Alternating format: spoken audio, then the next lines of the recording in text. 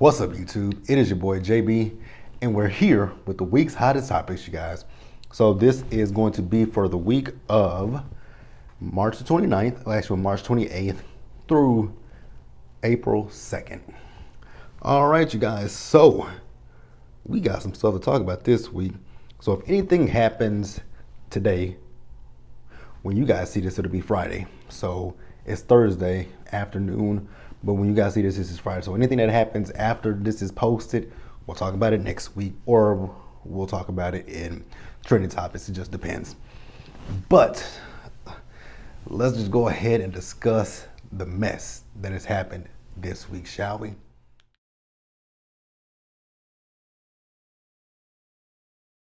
All right, you guys. So, let's do politics first, and then we'll backtrack to the next thing that I want to talk about.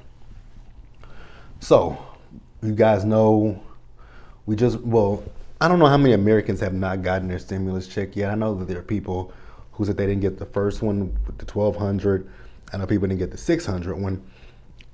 And I know people still haven't gotten the 1,400. I got all three of them. The 1,200, actually all three of them went to my checking account. You know, the 1,200 one, they sent me a notification. I checked the website and they told me when I could expect that one. The $600 one, I just happened to open up my checking account. I'm like, wait a minute, I have a little bit more money in here than I thought I did. And the same happened with this recent one. I'm like, wait a minute, I got more money. I'm like, oh, the stimmy hit. So Congress is now doing, they're sending something to President Biden, because what they want him to do is approve a fourth stimulus. But this stimulus, from what I've read, it's going to be a little bit different than the past three that we've gotten. So what they want to do now is they want to get a monthly, recurring monthly check out to Americans, which I think that should have been done last year. I really think so, because I know that there are other countries that when they told their people to go on a lockdown, their government gave them monthly money, because if you can't go out, what are you going to do? And then if you're not working, how are you going to pay your rent? How are you going to put food on the table? How are you going to take care of yourself? So that's what this one is for. The monthly is just for Americans, and more specifically, it is definitely there to help those who are having a hard time putting food on the table, paying their rent, etc. So let me know what you guys think about that. Once I know more information, I'll definitely come back to you guys with it. And then let's talk about, since we're talking about politics, let's talk about Matt Gaetz. So it's so interesting. The Republicans have been they're criticizing the hell out of the likes of Andrew Cuomo, Gavin Newsom. They were even talking about Gretchen Whitmer out there in Michigan. I believe that's where she is. But with Matt Gaetz, so many of them are quiet, and this is a sex scandal. But it's just so many of them that are just quiet in this situation, and it's just like, wow. Because remember, a few weeks ago, Lindsey Graham, wasn't he talking about, the Republican way and the Republican values? But here you have a Republican that is dealing with a sex scandal, but nobody's crucifying him. Nobody. But y'all were crucifying the hell out of Andrew Cuomo. Crucifying him. No investigations had been done but crucifying him. But now with Matt Gaetz, it's crickets. The Republican Party is nothing but a bunch of hypocrites, if you ask me. But let's move on.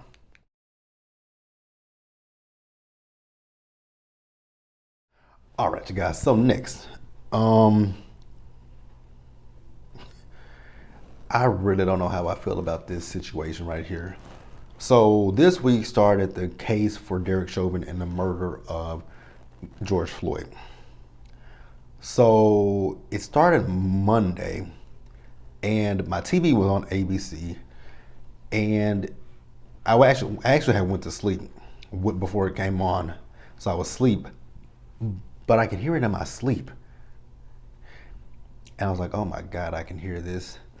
I was like, I don't want to even watch it. So I haven't watched a single minute of the trial.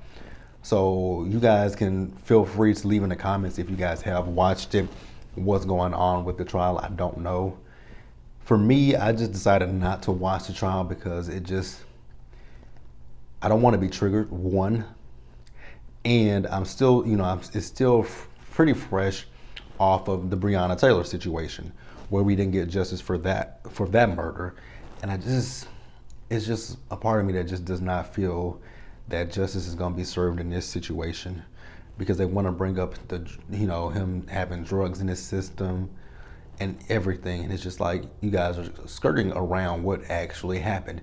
He had his knee on this man's neck. Yeah, it's just, for me, I just can't sit and watch it. I really don't want to put myself through that.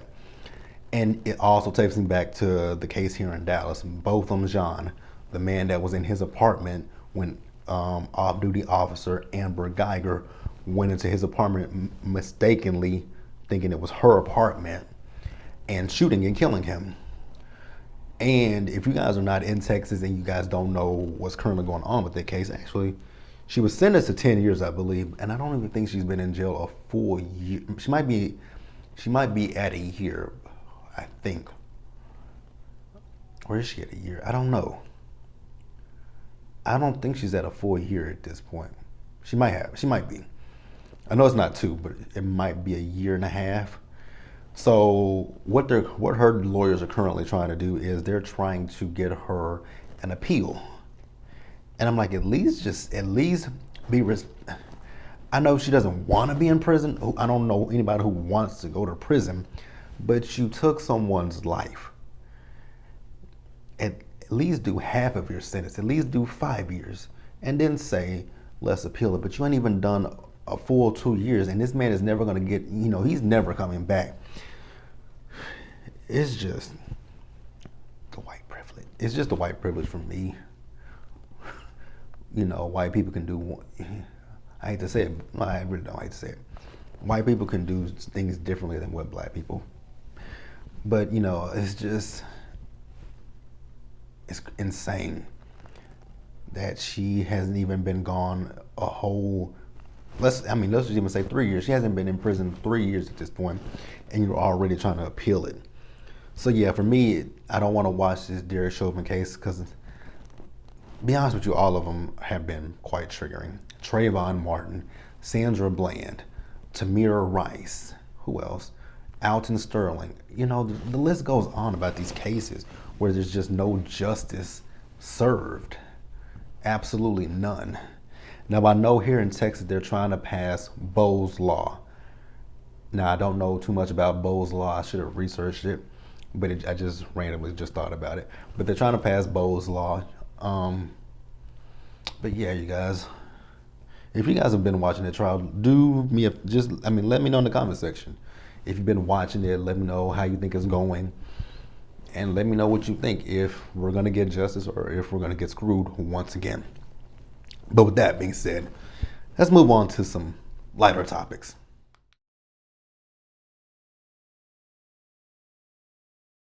All right, you guys, let's talk about Mona Scott Young of Love and Hip Hop fame. So, they don't ever sit down. So Mona did an interview with Madame Noir. I believe that's how you pronounce it. So in an interview, Mona was talking about how she feels that as a woman, she's treated a lot differently than the likes of Carlos King and Andy Cohen. And honestly, you guys, I can agree and both disagree with Mona about that one. Because I can say that Mona is definitely treated a little bit different, not even a little bit. She is treated differently than Carlos King and Andy Cohen. But I think here recently, Andy Cohen has been, coming under fire, more specifically because of the situation that happened with Monique at the Real Housewives of Potomac reunion. Now, I didn't really care one way or the other, to be quite honest with you guys. But as far as Mona goes, yes. We crack on Mona all the time when it comes to Love and Hip Hop because we see the BS when it comes to that show, the storylines, the fights. We see the BS, and we're starting to see a little bit of BS from the Housewives. But the Housewives BS is their storylines. We're seeing that they're starting to try to produce their storyline. They're trying to produce the scenes and everything, which is not what we go there for. But like I said, with Mona, it's just different.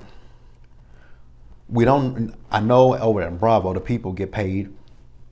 They get paid well. I can't say the same for VH1, and I don't know what they pay over there at OWN. So I can't say what Carlos King and Oprah and the team are paying the people of Love and Marriage Huntsville and Bell Collective. I don't know what those people are getting paid. So I can't really speak to that.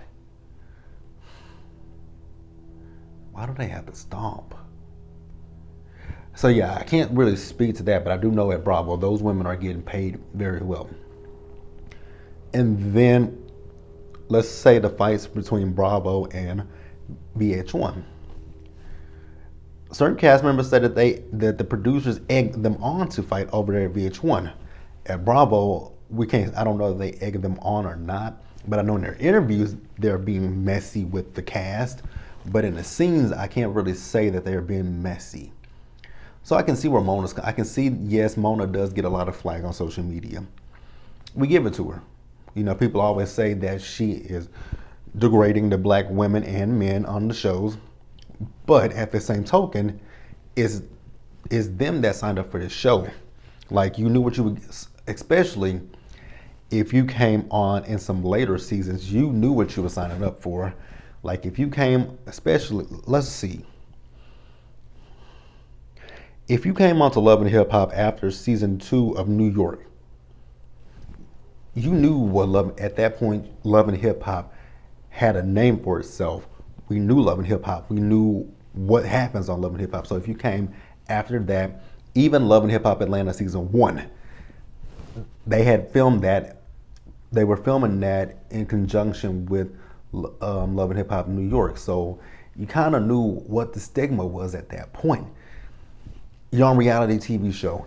You argue, you fuss, and they fist fighting with each other. So if you came on between anytime after season 2 of New York and after season 1 of Atlanta, you knew what you were signing up for. I know Milan Christopher has always talked about his experience on Love and Hip Hop. Jocelyn Hernandez has always spoken of her experience on Love and Hip Hop. Who else? Mimi has spoken her experience as well. How they wanted her, I think it was the last season, to make up some kind of drama in her relationship with Ty, which we know that Ty and Mimi are in a great space. They're engaged to each other right now. So honestly, like I say, they know what they signed up for, so I can't feel too bad for them. I can't feel that bad for them. I really can't. But I can definitely see where Mona's coming from. I can see her point of view that yes, she might be treated differently, but your show is a lot different from. And let's just talk about the housewives. When those women get into a fight, sometimes they either don't come back the next season or they get demoted. One of the two. Portia, Real Housewives of Atlanta, when she fought on the reunion stage, was when she dragged Kenya. She got demoted the next season. Monique from Potomac. Monique is no longer on the show, but that's because Monique decided to leave. But we don't know what would have happened if she had started filming with them. We don't know if she would have got demoted or not. We don't know that. So there's a difference. There is a difference. But let me know what you guys think. Do you guys think that Mona is treated differently, or do you guys think it's like what I said? You know, yes, she could be treated differently, but your show is a different caliber from Love and Marriage Huntsville and the Housewives. Because I will say that when it comes to Love and Marriage Huntsville and Bell Collective, we do give Carlos praises for those shows. And like I said with Andy, he's gotten some backlash, but it's not nearly compared. It's not compared to what Mona has gotten over the years. But let me know what you guys thought, and let's move on.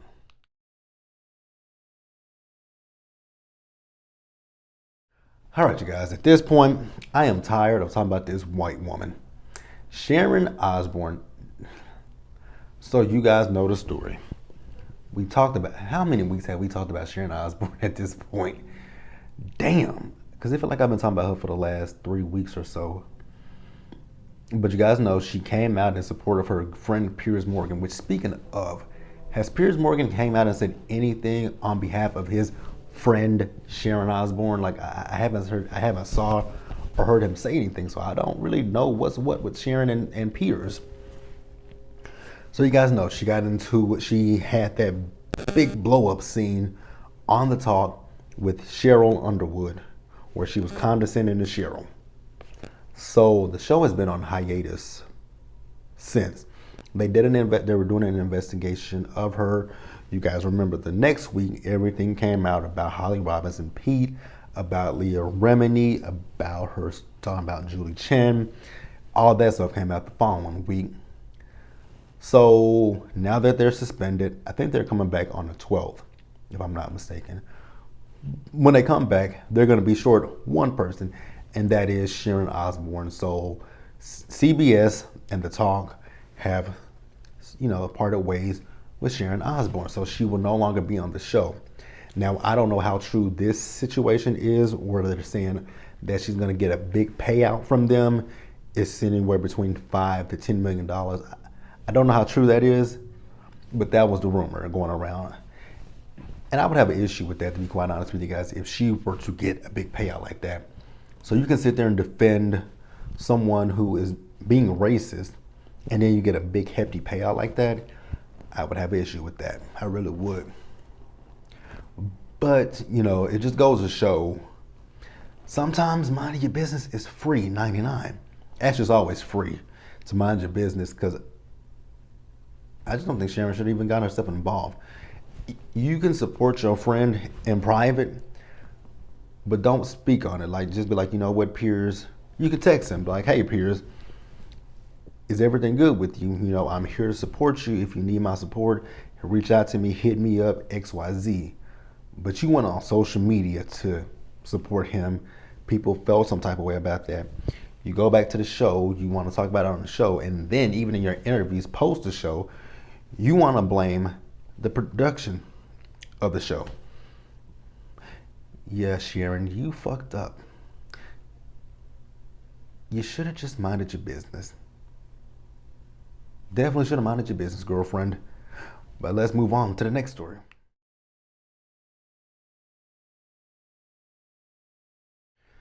All right, you guys, next. What's next? I should have had this open. Oh, the fake outrage just happened last week.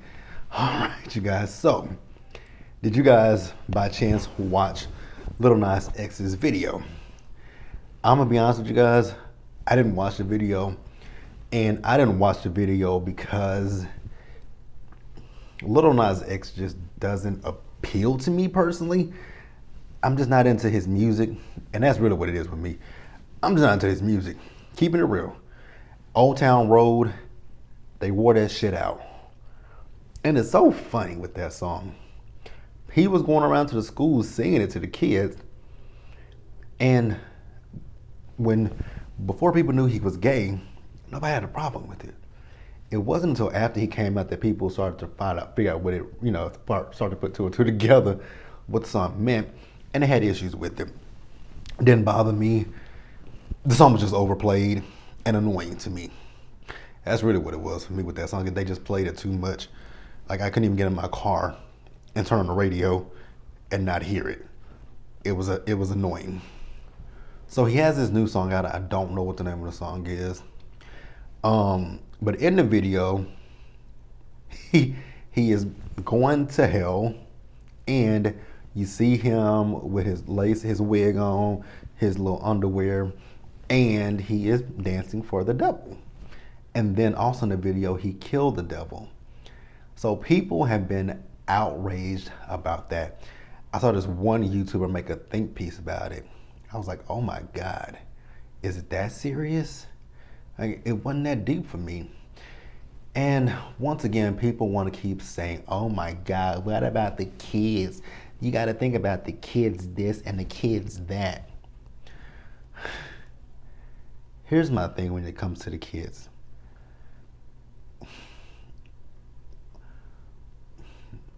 How do I want to say this? So when it comes to the kids, those are your kids. You birthed them, right? So when you come to your kids and who influence them and who they look up to, why would you let it be a celebrity? Why would you let it be somebody on television? Why not it be you? You know what I'm saying? Like I've said multiple times in videos, my mom and my grandmother were my inspiration and my influence. I looked at them, I looked at them and they molded who I am, not somebody on television. And then people keep talking about there's a gay agenda. I don't agree with that. And I'm telling you why I don't believe that there's a gay agenda. If there was a gay agenda, first of all, you can't turn someone gay that is not gay. You can't make someone say that they're trans if they don't believe that they're trans. You can't not do that. Just like with a gay person, you can't tell a gay person, oh, you're going to be straight. You're going to be straight. Because gay people could say that growing up, there was a straight agenda looking at television. You know what I'm saying? Because that's all that was on TV in the 90s. You didn't see too many gay people on television. If you did, they hid who they were. I think Ellen DeGeneres was one of the first people who came out as, actually she is, she's the first person that came out as gay on television. Rosie O'Donnell came out on television. You know what I'm saying? So I don't believe that there is a gay agenda. You can agree or disagree. We can have that. But like I said, you just can't turn someone gay that is not gay. I know kids are impressionable, but also, like I just said a few minutes ago, you as the parent, if you don't want them to see something, there's a parental control block on everything. Block it. Like I have a little 8-year-old cousin and he likes the Loud House. If you guys are not familiar with the Loud House, it's a cartoon that comes on Nickelodeon. It's a story about a kid. His name is Lincoln Loud. He has 10 sisters. He's the only boy. His best friend's name is Clyde, who's a black boy.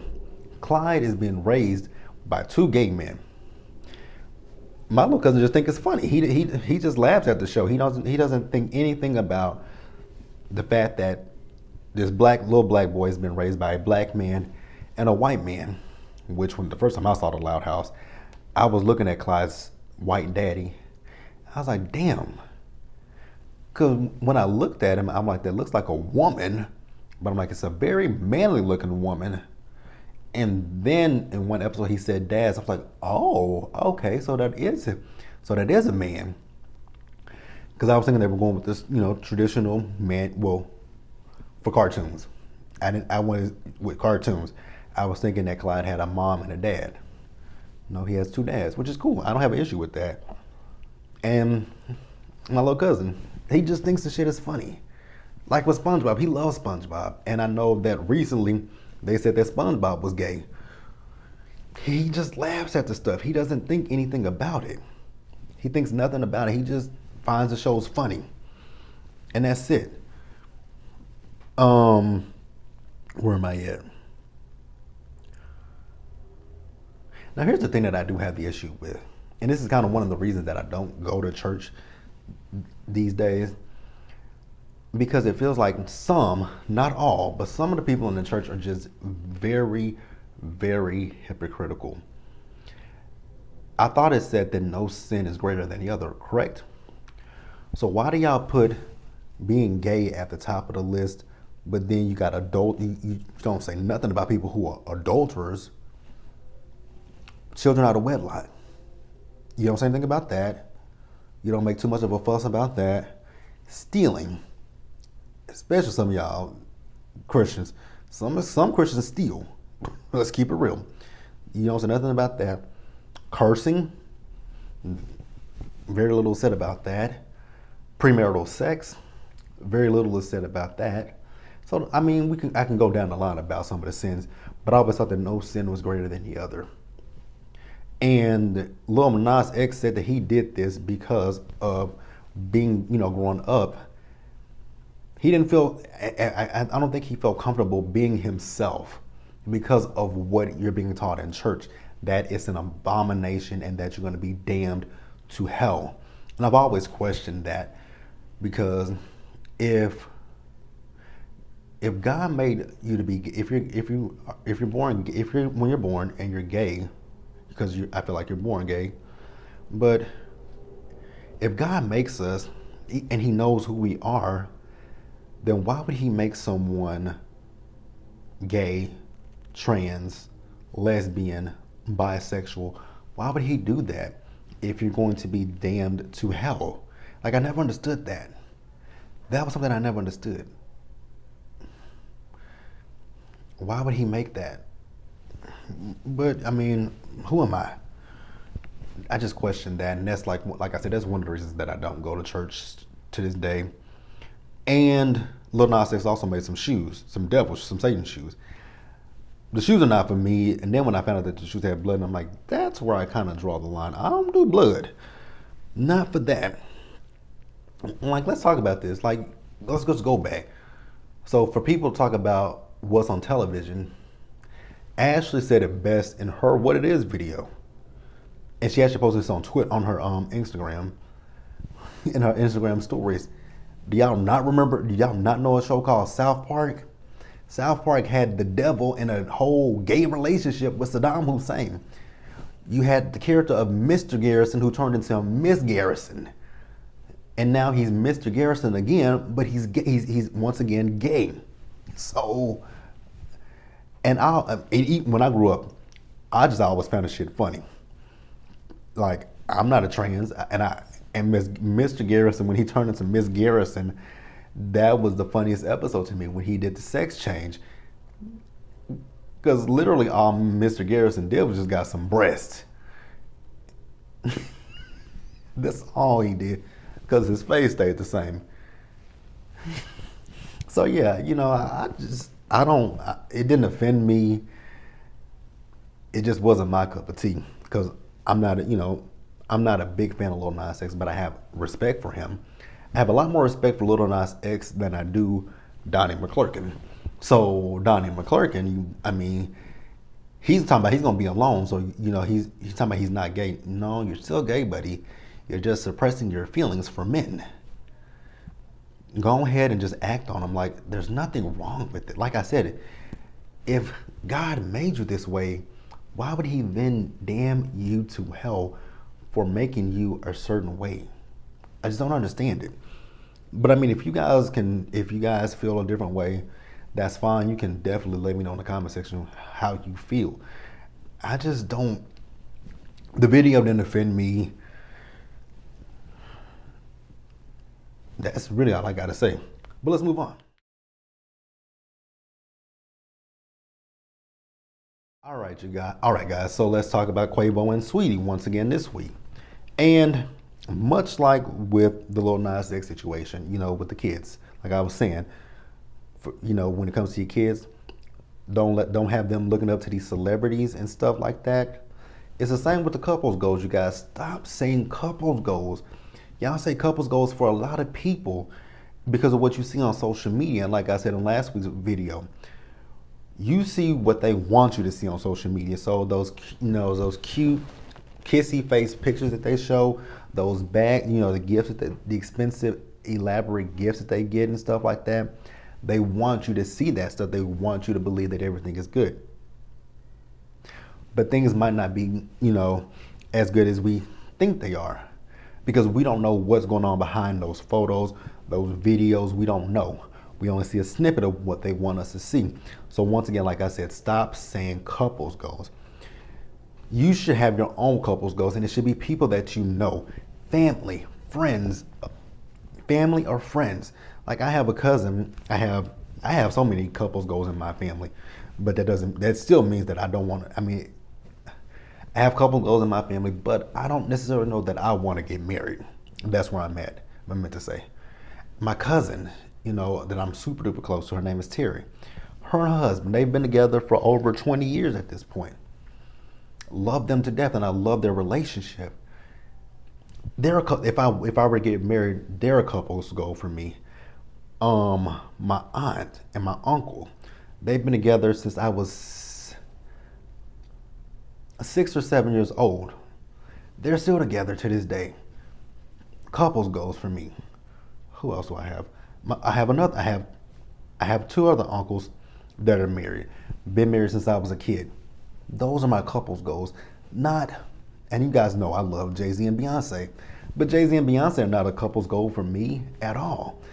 My family members are. You know what I'm saying? My family members are couples goals for me. I'm trying to think of another. I have so many people in my family that are married that are couples goals that can be couples goals. Don't let these celebrities be a couples goals. With my family, I don't know, everything that goes on in a relationship, but I do see them, and I can see when things are not good with certain people in my family, but the good outweighs the bad, and so yeah, those are couples goals. Don't let people that you don't see every day be a couples goal for you. So we talked about them being, breaking up last week, and we talked about the fact that it was due to Quavo's cheating. Well, this week a video surfaced of them on an elevator. I don't know what it is with people in elevators. We got them, J and B. Who else has been on elevators and had fights with each other? Bow Wow and Kiyomi. Like, why do y'all forget that there are cameras on elevators and y'all just get into these fisticuffs with each other? So the video was disturbing to me, but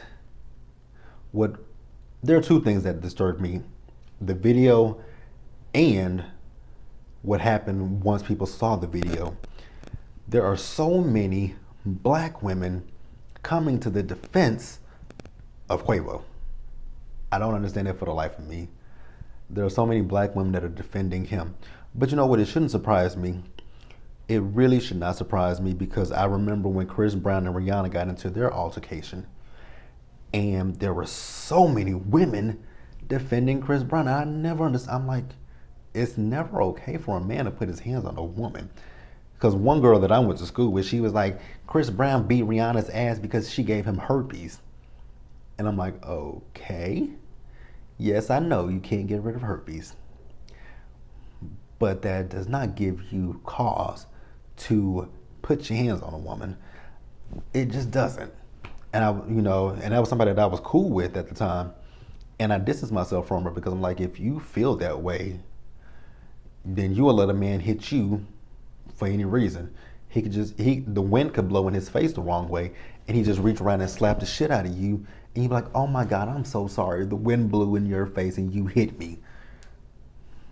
Like, it makes no sense to me. So yeah, I guess I shouldn't be surprised, because like I said, and then at that time I was on Facebook, and I saw so many people that I went to school with justifying it. Well, she gave him herpes. Like, how would you feel if somebody gave you herpes? If someone gave me herpes, I would be upset, and I would be upset. But I'm not gonna go out here and beat your ass because you gave me herpes. That's just not who I am. Like, what is me beating your ass gonna do?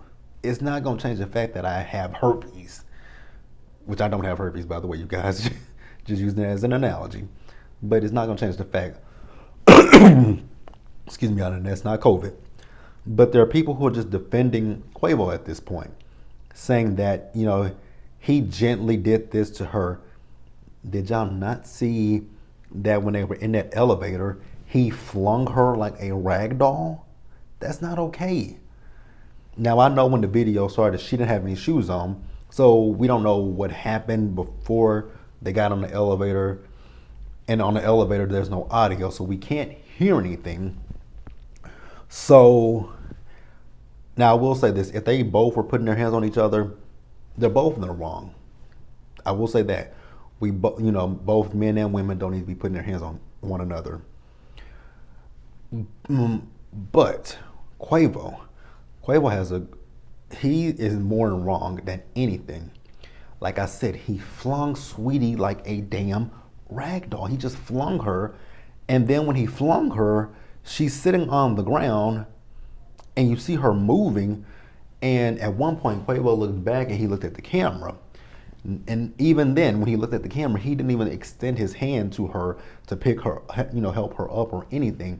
He didn't bend down and say, "You okay?" From what he didn't bend down to, acknowledge her. He just left her on that floor. And then at one point, the elevator door opened, and there were some people that was about to hop on the elevator. And even when that elevator door opened, he still did not extend his hand to her. So if he was if it was an accident or if he was gently doing this or anything that people want to say to justify what he did, why didn't he at that point reach his hand out to her and pick her up? Why? Explain that shit to me. Explain that to me. Explain it to me. Now, I do know that, before I came on camera, I do know that the police are investigating that. So we'll see what happens with that. But I'm still baffled by the fact that so many black women are defending him. I hope that y'all don't get in relationship to the black women that were defending him. I really hope that y'all don't get in relationships with men and let a man slap you around. Like, I actually had a good friend of mine. We were hanging out we were thick as thieves when we were in college. I would go over to her house. She would come over to my house. We would go to the mall. We would do so much stuff together. She then got with this guy. Now, they were dating. I think he was a little bit jealous of me. He didn't have any reason to be. And we went to school together, so he knew me. He knew we had been friends for a long time, so I don't know why he had an issue with it. But she stopped being friends with me. She stopped talking to me. And I came to find out through my best friend why. Because he was hitting her and she didn't want me to know. Because I would have said, I would have definitely said something to him. I just don't agree with a man putting his hands on a woman. That's a bitch-made dude. To be quite honest with you, it's a bitch-made ass nigga that puts his hand on a woman. Because I'm the type, if I find out that any man is putting their hands on a woman, I'm gonna step to you and be like, so you are that big and bad to hit a woman that is not as strong as you? Hit me, fight me. Let's me and you fight, and let's see if you get the best of me like you do her. You ain't gonna have an easy time with me, because you gotta match. We're equal, so you gotta match my strength. So yeah, but let's move on, you guys, and close out.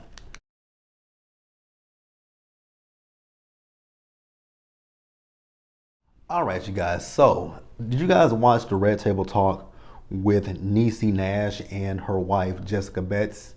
That, I think it premiered yesterday, which was the 31st. I just watched it today when I was out driving. It's about 20 minutes, I think. I think it's a 20-minute episode. Really good episode. I really enjoyed it. Now, when it comes to the Red Table Talk, I don't always watch the Red Table Talk because sometimes they can veer off into subjects that I'd be like, ooh, I don't want to hear nothing about that. Especially the episode where Jada was talking about the fact that her grandmother taught her how to masturbate. That was the one that I was done with. I was like, we're not watching this anymore.